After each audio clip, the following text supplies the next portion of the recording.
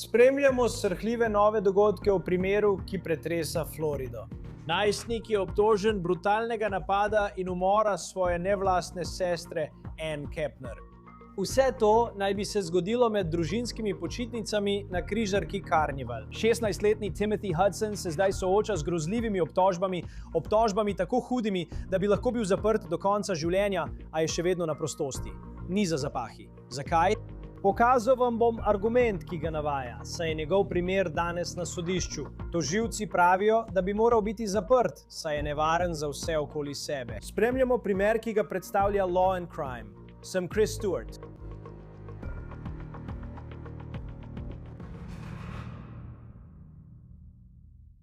V redu, poslušajte, imamo veliko stvari, ki jih moramo obravnavati v tej epizodi oddaje o primeru, ampak preden začnemo, vam želim povedati o tej aplikaciji. Je izjemna. Imenuje se Upside in vam prinaša denar nazaj pri vsakodnevnih nakupih, kot so gorivo, živila in hrana za seboj. Postopek je zelo enostaven. Aplikacijo Upside si brezplačno prenesete. Izberete ponudbo na eni izmed njihovih več kot 100.000 lokacij, nato plačate kot običajno s svojo kartico. Nato potrdite nakup in dobite denar nazaj. To je vse. Sam sem jo uporabljal. Recimo, da natočim gorivo ali naročim hrano za seboj. Poiščem ponudbe na Upside. Ko opravim nakup, se denar pojavi v moji aplikaciji. Preprosto ga prenesem neposredno na svoj bančni račun. Pogosti uporabniki Upside v povprečju letno dobijo nazaj $254. Da začnete prejemati denar nazaj, kliknite povezavo v opisu ali skenirajte QR kodo in uporabite promocijsko kodo OTC, da prejmete dodatnih 25 centov bonusa za vsak galon pri prvem točenju goriva. 16-letnega Timothyja Hudsona danes ni bilo nikjer, ko bi moral biti njegov primer na sodišču v Miamiju. To je posnetek 16-letnega Timothyja Hudsona, ko je februarja vstopil v zvezno sodišče v Miamiju. In takrat nismo vedeli, zakaj je šel na sodišče. Zdaj pa vemo, ker je bil obtožen umora svoje nevlastne sestre Ann Kepner in mu sodijo kot odraslemu. To je posnetek, ki so ga posneli televizijski novinarji VTVJ, ko so obkrožili najstnika na poti v sodno dvorano. Takrat je bil obtožen kot mladoletnik, zato zadeva ni bila javna, vendar to zdaj ne velja več. Eden od novinarjev ga je tisti dan naravnost vprašal: Hudson, ali si ubil svojo polsestro? A ni rekel ničesar.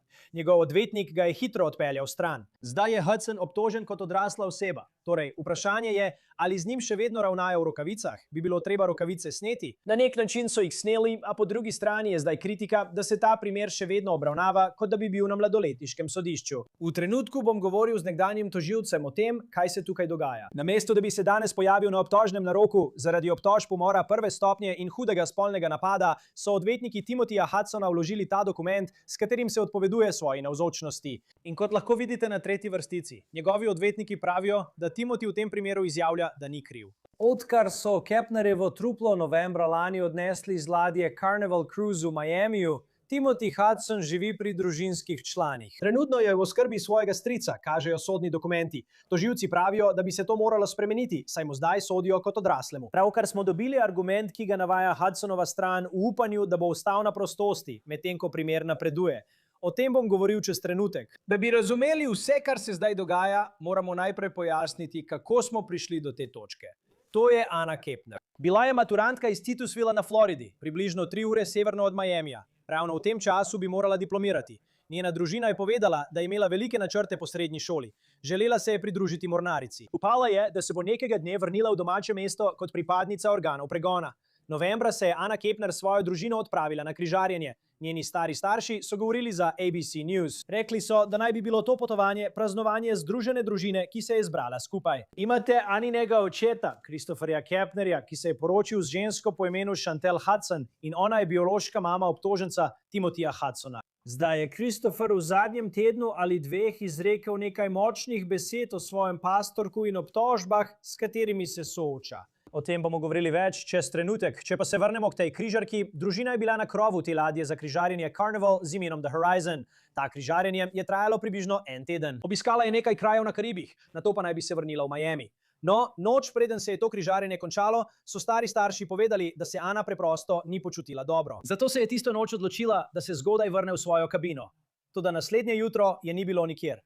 Ti stari starši so povedali, da so po zvočniku slišali obvestilo o nujnem zdravstvenem primeru. 18-letna Ana je bila najdena mrtva v svoji kabini. Domnevno je bila potisnjena pod posteljo.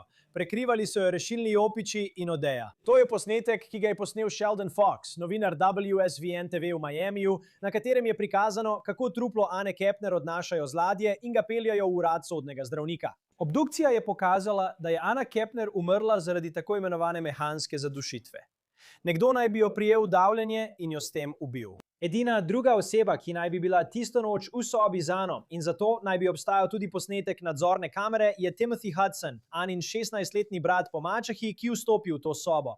Domnevno naj bi Anini starši namestili Timothyja Hudsona, Ano Kepner in Timothijevega brata v isto kabino. Zvezdne oblasti so bile več mesecev zelo tiho glede tega primera. Vendar smo izvedeli nekaj informacij iz bitke za skrbništvo, ki poteka na civilnem sodišču na Floridi, v kateri sta vpleteni Anina mačeha in njen bivši mož, ki je biološki oče Timothyja Hudsona. In na enem od zaslišanj je Chantel priznala, da naj Timothiju ni dala zdravil, ki jih potrebuje za nespečnost in ADHD. Car's Dave. As far as ali ima kakšne diagnoze Ima ADHD. in kako dolgo ima že postavljeno diagnozo ADHD? Približno 3 ali 4 leta.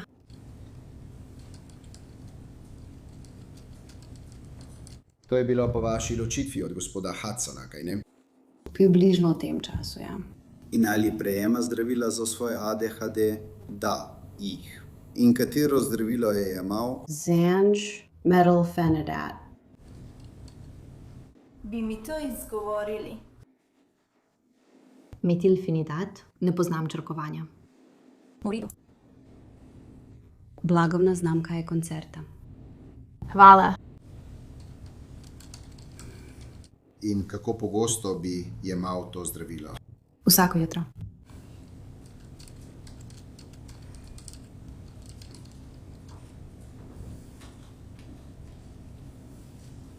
In ali je vzel zdravilo s seboj na križarjenje? Da.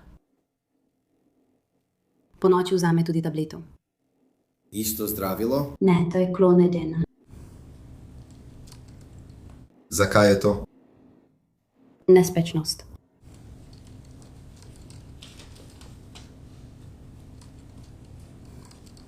Si obdržal zdravila? Ja. Si poskrbel, da je vsak dan vzel zdravila? Vsako jutro je vzel svojo tableto, po noči pa je 2-krat izpustil odmerek klonidina.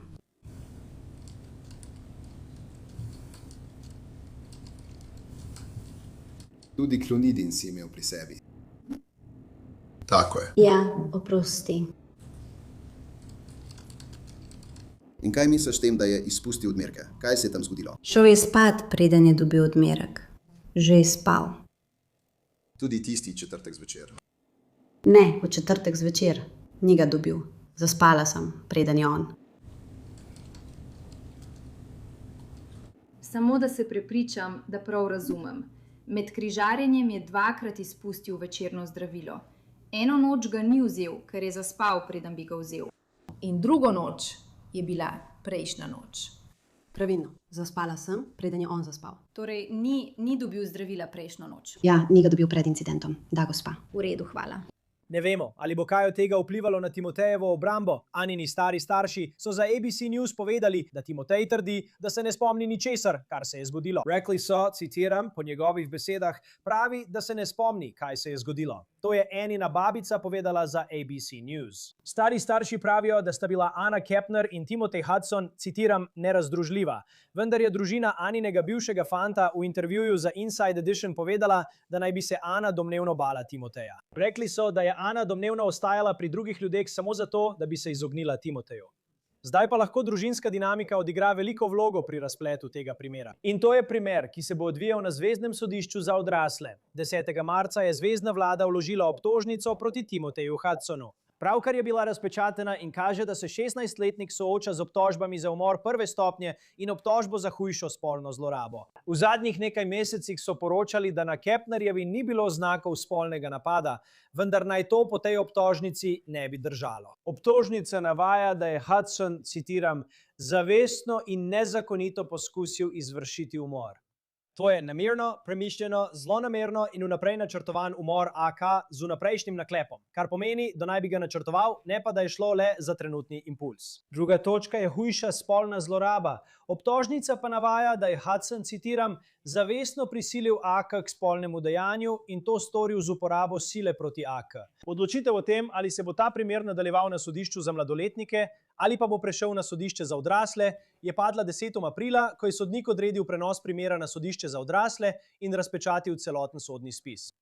In zdaj izvemo, koliko dokazov ima vlada. Po odpečateni vlogi o razkritju dokazov so zvezni tožilci predali dokaze obrambi. Obdukcija, fotografije in rentgenske slike, celotno poročilo mrliškega oglednika z zapiski ter izpis podatkov iz nekega mobilnega telefona. Domnevno gre za Aninega očeta, 4 posnetke s telesnih kamer namestnikov šerifa iz okrožja Miami-Dade in časovnice FBI, ki jih je pripravil posebni agent, dodeljen temu primeru. Oblasti naj bi uporabile tudi tehnologijo tridimenzionalne rekonstrukcije kraja zločina, da bi prikazale, kako so Kepnerjevo truplo našli v tisti kabini. Glede na to, kako resne so obtožbe, s katerimi se sooča Hudson, zakaj ni pridržan? Ko je bil Hudson obtožen kot mladoletnik, mu je bilo dovoljeno živeti pri stricu, kažejo sodni zapisi. In tam nosi GPS sledilno napravo. Zdaj, ko je primer na sodišču za odrasle, tožilci zahtevajo, da Hudsona pridržijo. Tožilci so vložili predlog, v katerem so zapisali, da pravila, ki so Hudsonu omogočala, da ni bil v priporu, ne bi smela več veljati. In trdijo, citiram, obtoženec je nevaren za druge in bi moral biti v priporu do sojenja. Nadalje pravijo, citiram, obtoženec je zagrešil najhujša, najbolj grozljiva in zavržna kazniva dejanja, ki jih lahko ena oseba stori drugi. Ta kazniva dejanja je storil nad žrtvijo, s katero očitno ni imel konfliktnega odnosa in na katero so ga vzgajali gledati kot na sorojenko. Poleg tega je ta kazniva dejanja izvedel brez kakršnega koli opozorila. Lahko je storil tako grozodejstva kljub navidezno podporni družinski okolici. Nazadnje, obtoženec trenutno živi v domu, kjer prebivajo mladoletni otroci. Posledično, nobeno sodišče ne more nikoli zagotoviti, da bi bili kakršnikoli pogoji ali kombinacija pogojev zadostni, da bi preprečili, da bi bil obtoženec nevaren za druge. Zato bi moral biti obtoženec pridržan. Zdaj je obramba Hudsona kot odgovor zahtevala, da se zaslišanje izvede pred istim sodnikom, ki je dovolil, da Hudson ni bil v priporu, ko se je soočal z obtožbami za umor v sistemu za mladoletnike. Obramba pravi, citiram, kot sta zadnja 2 meseca nedvoumno pokazala, obstaja kombinacija pogojev, ki jih je mogoče naložiti TH-ju glede njegove prostosti, da se zagotovi, da ni nevaren za skupnost. Obramba tudi pravi, da je Hudson upošteval vsa pravila svojega odredbe o izpustitvi, ki so bila določena pred več kot 2 mesecema. Zdaj, oče Ann Kepner, Christopher, ki je v mnogih pogledih očim Timothija Hudsona, ni zadrževal svojih komentarjev, ki jih je dajal za Daily Mail. Christopher pravi, da je Timothy nevarnost za javnost in citiram, želim ga videti v oranžnem zaporniškem kombinezonu. Pravi, da Hudson domnevno ni pokazal nobenega znaka obžalovanja ali se opravičil za to, kar je domnevno storil. Citiram, vznemirjeni smo, da je še vedno na prostosti. 6 mesecev je že minilo in že bi moral biti aretiran. Pa vendar je zdaj svoboden in lahko počne, kar hoče, je Christopher povedal za Daily Mail. Za Daily Mail je še povedal, da niti on, niti njegova žena, Timotejeva mama, nista govorila s Timotejem, odkar je bil decembra dodeljen v skrbništvo svojemu stricu. Po poročanju naj bi dejal, da se Timotej ne spomni, kaj se je zgodilo. Z nami je zdaj, da bi o tem primeru govoril podrobneje, nekdanji zvezni tožilec in predsednik organizacije West Coast Trial Lawyers, Nemo Romani. Hvala kot vedno, da ste z nami na Law and Crime. Začel bom z neposrednim vprašanjem, ki ga ima, mislim, veliko ljudi. Mislim, da to vidite tudi v naslovih. Glede na to, zakaj je Timothy Hudson obtožen, zakaj je do zdaj še vedno na prostosti in ne za zapahi? To je dobro vprašanje. In običajno, če je nekdo odrasel in je obtožen umora, bo pridržan brez možnosti varščine. Zdaj, očitno je v tem primeru Timothy Hudson mladoleten in je bil mladoleten. Zdaj ga obravnavajo kot odraslega, vendar to ni nekaj, kar bi se lahko samodejno zgodilo na zveznem sodišču. Sodnik mora ugotoviti, da je to v interesu pravičnosti. In sodnik je to odločitev že sprejel. Toda običajno, preden se to zgodi, mladoletniki niso pridržani, ker je namen sistema za mladoletniško pravosodje povsem drugačen. Namenjen je predvsem rehabilitaciji. Medtem ko je seveda na sodišču za odrasle eden glavnih namenov kaznovanje, pa tudi zaščita skupnosti in zagotavljanje, da posamezniki ne pobegnejo. In zato so odrasli, ki so obtoženi umora ali hujšega spolnega napada, skoraj vedno pridržani do sojenja. Tožilci so vložili predlog za spremembo teh pogojev, tako da bi bil priveden v pripor. Ker če povzamem, kar so zapisali tožilci, je obtožen izjemno nevarnih kaznivih dejanj. Obtožujejo ga, da je zelo nevaren za ljudi. Pravijo, da je trenutna situacija, v kateri živi pri svojem stricu, problematična, saj so v hiši tudi mladoletni otroci. In zdaj, ko je polnoleten, so se stvari spremenile. Obramba pravi, da je upošteval vsa pravila in pogoje, ki so bili postavljeni. Nosi GPS sledilno napravo. Je v domu, kjer skrbijo zanj in želijo imeti zaslišanje. Kako takšno zaslišanje poteka zdaj, ko mu sodijo kot odraslemu? To so zaslišanja v varščini. In na teh zaslišanjih obramba včasih trdi, da bi morali posameznika, ki je v priporu, izpustiti. Ali pa v tem primeru tožilstvo trdi, da bi moral biti nekdo, ki je na prostosti ob plačilu varščine in pod nadzorom službe za nadzor pred sojenjem. Tako to deluje v zveznem sistemu in vedno obstaja niz pogojev. Ne smeš imeti strelnega orožja, spoštuj vse zakone, oddaj potni list, tipične stvari. To, da tožilstvo bo trdilo, da ni nobenega pogoja ali kombinacije pogojev, ki bi zagotovili, da se bo obtoženec pojavil na sojenju in da bo javnost varna v času trajanja postopka. Tako bo to trdila ameriška tožilska pisarna na Floridi. In seveda se bo obramba temu uprla, toda za ta namen je poseben narok. Vem, da si obramba želi narok pred sodnikom, ki mu je dovolil, da živi v teh pogojih pri svojem stricu doma. In seveda moraš v pravnem sistemu upoštevati vsa pravila in postopke. Ampak ni presenečenje, da je bil v tem primeru obtožen kot odrasel, saj je star 16 let. In potem so to zelo resne obtožbe, s katerimi se sooča. Mislim, kako verjetno je, da bi sodnik rekel: v redu, zdaj ko ti sodimo kot odraslemu, te bomo zadržali v priporu, medtem ko primer napreduje. To je zelo mogoče in kot si rekel, je to res odvisno od pristojnosti. Naprimer, na državnem sodišču na Floridi tožilci ne potrebujejo dovoljenja. Lahko vložijo obtožnico in obtožijo 16-letnika kot odraslega. Vendar pa v tem primeru, ker gre za zvezni sistem in v določenih državah, kot je Kalifornija, običajno potrebujete odobritev sodnika, da mladoletnika obtožite kot odraslega. In to je res nejasen standard. V resnici gre za interes pravičnosti. Podobno imajo sodniki pri varščini veliko diskrecije.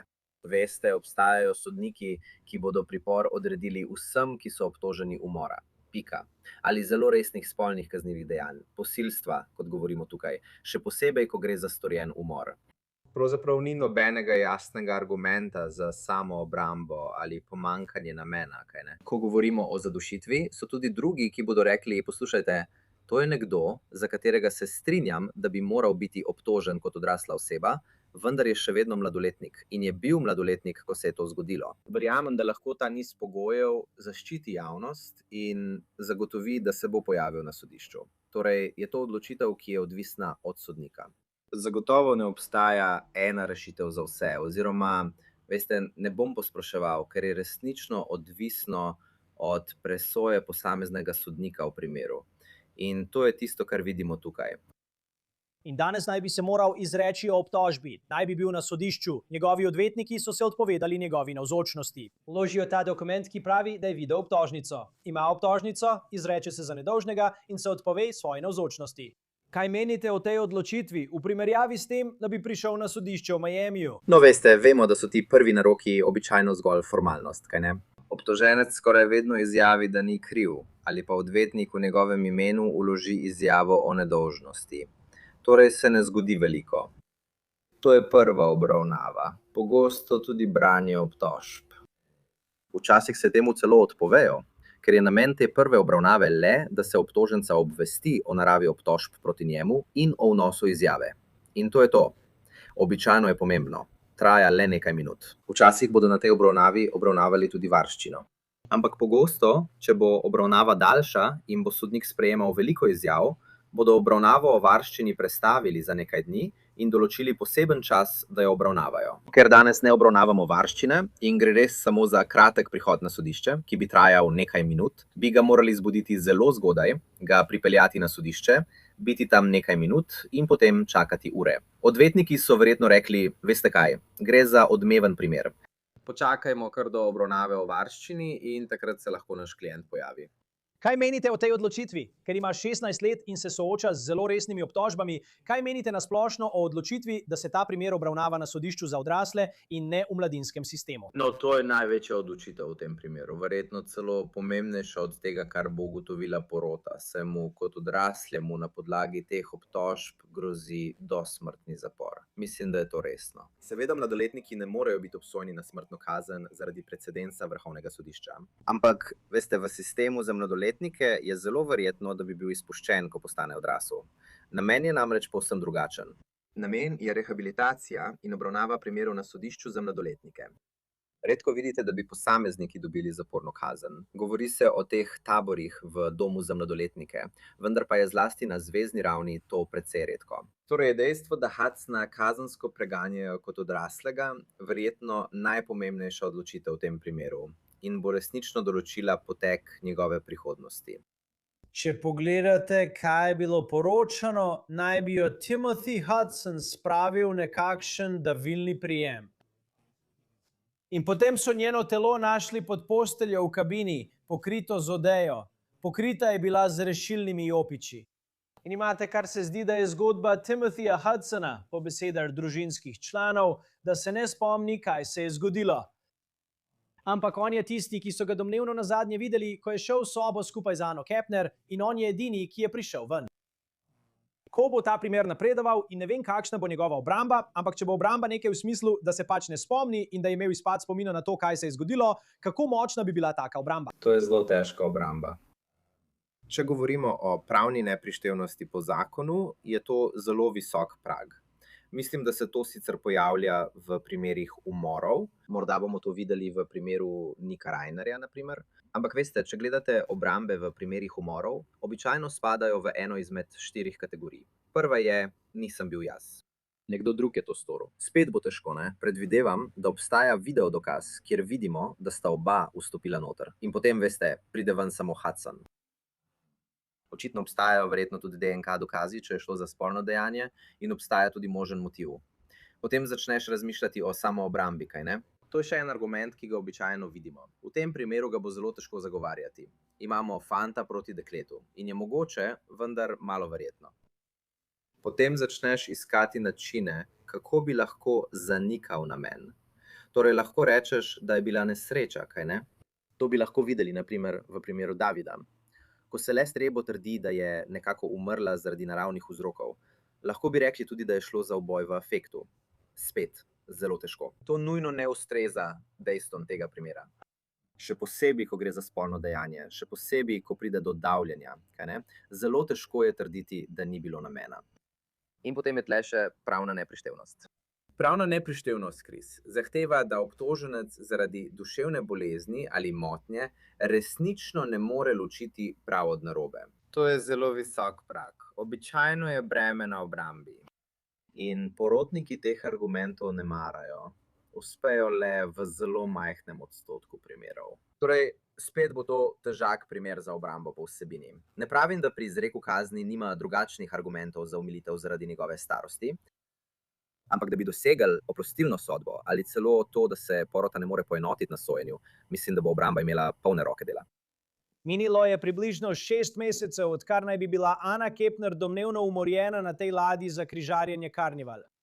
In veste, še posebej, ko govorimo o njegovem morebitnem duševnem stanju, je bila njegova mama v civilni zadevi, povezani z njeno ločitvijo in skrbništvom nad enim od otrok, Timothyjem Hudsonom. Povedala je, da mu tisto noč, ko se je vse to zgodilo, domnevno ni dala zdravil za ADHD in nespečnost. Ampak koliko od tega? V zadnjih nekaj mesecih so preiskovalci verjetno preučevali njegovo duševno stanje, ali pa so imeli priložnost, da Timothyja Hudsona prej ocenijo, preden so se, kot vemo, zvezni tožilci odločili, da ga obtožijo s hudimi obtožbami. Ja, mislim, to je velika stvar. Torej, ne glede na to, ali si tožilstvo ali obramba, je to nekaj, kar moraš raziskati. Ker bo to vsaj pomembno pri izreku kazni. Lahko pa je pomembno tudi med fazo sojenja pred poroto. Odvisno od tega, ali doseže raven neprištevnosti ali če izniči namen. Zdaj, seveda, težave z duševnim zdravjem so resnične. Ljudje običajno nespolno napadajo svojih bratov ali sester, oziroma bratov ali sester po očimu ali mačehi in jih ubijejo, kaj ne? In spet, vrnem se na primer Rainer. Mislim, da se v medijih v tem primeru pojavljajo nekatere podobne stvari. Torej, če nekdo ne jemlje zdravil, to spet ni nujno pravna obramba, ne pomeni, da nisi kriv za zločin. Razen, če res ne veš, kaj počneš. Ampak spet, to je lahko nekaj, kar se izpostavi kot dejavnik pri izreku kazni, kar pokaže, da to ni bilo namerno dejanje. Tukaj je nekdo, ki se ne spomni, tukaj je nekdo, ki ni jemal zdravil, tukaj je nekdo, ki je mladoleten. Ne pravim, da se nujno strinjam z vsem tem, ampak res lahko predvidiš, kako bo obramba tukaj potekala. Da bo trdila, poglejte, to je nekdo, ki si zasluži priložnost. Ne v bližnji prihodnosti, ampak morda po desetletjih preživetih v zvezdnem zaporu.